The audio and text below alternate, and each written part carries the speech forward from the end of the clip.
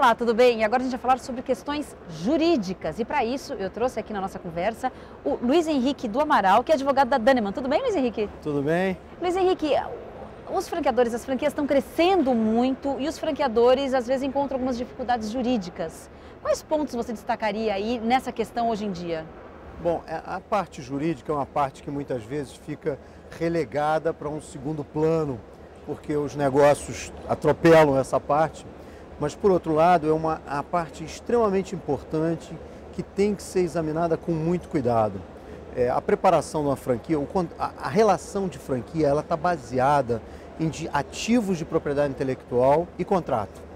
Então, os direitos que são passados numa franquia, o direito de explorar a marca, de usar a tecnologia, de usar o know-how, de prestar os serviços, isso tudo são os que a gente chama de direitos imateriais, que são dinheiros que você não consegue... É intangível, né? Exatamente, não são direitos tangíveis. E com isso, toda a relação e toda a proteção do franqueador repousa na parte jurídica. Sem uma parte jurídica bem estruturada, o franqueador não consegue sequer uma expansão sustentável a longo prazo. A elaboração de um contrato cuidadosamente, a gente vê muitos franqueadores que na pressa de se desenvolver copiam um contrato de uma outra empresa. É mesmo? Tem isso? Ou não se dedicam ao exame da circular com cuidado. E depois para consertar essa história, como é que faz, Luiz? O conserto é muito pior. A expansão é rápida, a expansão é mais rápida do que o próprio controle burocrático que o franqueador consegue implementar, mas lá na frente isso cobra um custo. Posso citar, por exemplo, franquias que cresceram muito rapidamente e chegaram num ponto até receber ofertas para serem compradas por fundos de investimento, por bancos. Só que no momento que foi se examinar o que realmente estava organizado da parte jurídica, o negócio acabou não se realizando. Os contratos não estavam devidamente assinados, as circulares não estavam devidamente registradas nos livros e nas pastas de cada franquia. Os contratos não foram renovados adequadamente no período. Não havia prova da entrega da circular de oferta de franquia. Na hora que você, então, tem todo esse acervo de passivo jurídico para acertar, demora. E tudo isso por conta de pressa, você diria, Luiz? Eu diria que é, por um lado, porque a prioridade é sempre e deve ser na expansão comercial. E há uma expectativa de que não, depois a gente resolve isso.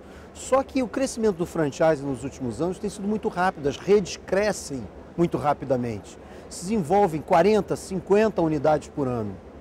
Quando você um belo dia acorda e diz, bom, agora eu vou arrumar, às vezes o negócio já está tão grande o problema que você acaba inviabilizando até outros negócios que estavam para ser realizados. O que é o melhor? Qual que é o ideal do ponto de vista jurídico que deve acontecer para o franqueador? Bom, o franqueador ele tem que encarar a parte jurídica com o mesmo cuidado que ele muitas vezes encara toda a campanha de desenvolvimento da franquia. Porque essa parte é que dá sustentação ao longo prazo no negócio. Então, preparar a sua circular com cuidado, examinar cada um dos pontos da circular, elaborar o contrato verificando aquilo que se adequa ao contrato daquela rede, não simplesmente pegar um contrato que ele viu de um amigo que tirou uma cópia, que diz que é parecido e simplesmente começa a empregar. Organizar as suas marcas, registrar as suas marcas, organizar toda a parte burocrática da sua rede, verificar a parte fiscal com cuidado, verificar a parte trabalhista com cuidado, organizar a sua empresa.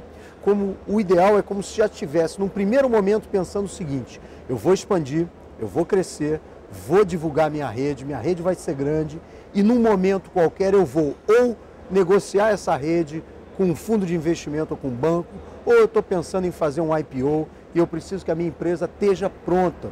Eu estou com um caso específico de abertura de capital, um cliente nosso que está pronto para abrir o capital do ponto de vista comercial, mas nós tivemos que parar 3 anos o processo para organizar a parte jurídica para que se possa, então, realizar essa operação. Agora, Luiz, aqui na feira a gente vem observando até muitas redes indo para fora do Brasil.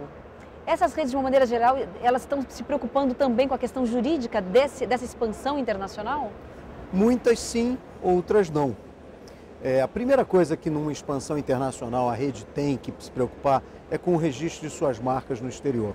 Nós tivemos casos, vários, não é um ou dois, vários casos de franqueadores brasileiros que tiveram ou a sua marca pirateada nos nossos países vizinhos, porque hoje em dia a marca brasileira ela é cobiçada na América Latina.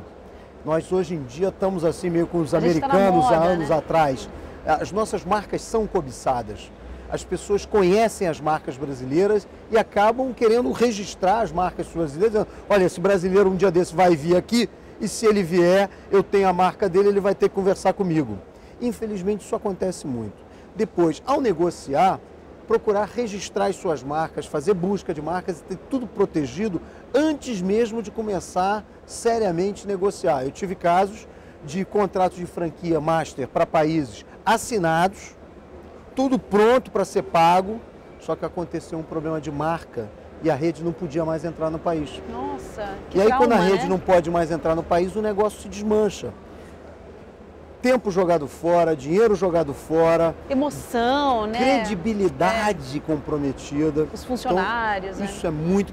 com os funcionários, no país de destino, porque no país de destino, quando você conquista um espaço, e o brasileiro, a gente tem que romper uma barreira, que é a barreira de credibilidade. O Brasil, a gente queira ou não, ele é conhecido pelo samba, carnaval, futebol, Copa do Mundo. Então, ao ponto de dizer, olha, isso é uma marca de um negócio formatado, estruturado, que vale a pena ser investido para um estrangeiro, a gente já rompeu várias barreiras.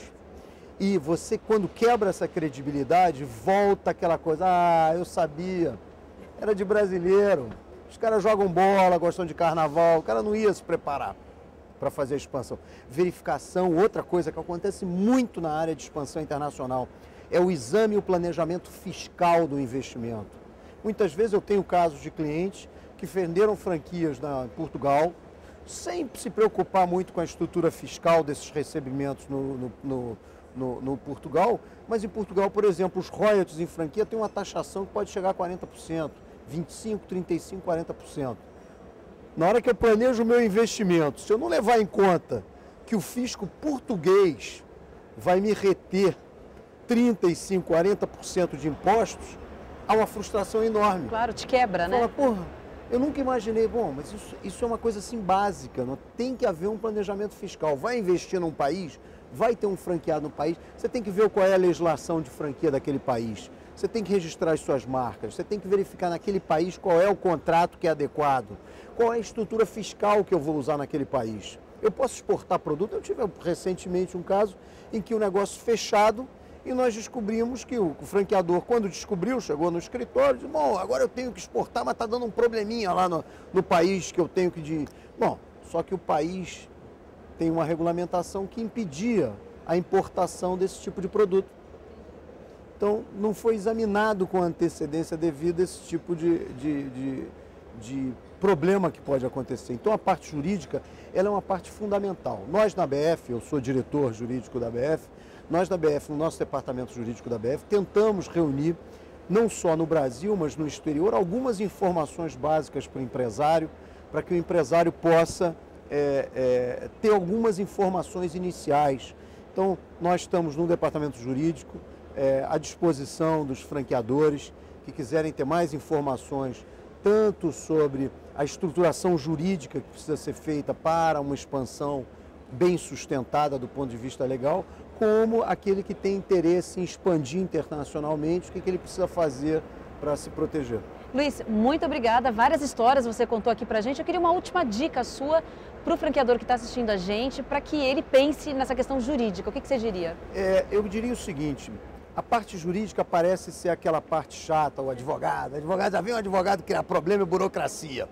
Só que, de outro lado, essa parte, ela, ao longo prazo, uma estruturação, uma organização jurídica, ela a longo prazo vai dar uma tranquilidade para esse investidor enorme. Portanto, procure-se aprender mais sobre essa parte fiscal, contratual, legislativa em geral, porque ela é que dá uma base para que o franqueador cresça de possa fato, crescer né? com sustentação. Luiz, muito obrigada, até uma próxima conversa. Eu que te agradeço, obrigado. E obrigada a você também que acompanhou mais essa entrevista e dessa vez a gente falou sobre a questão jurídica do seu negócio. Até a próxima.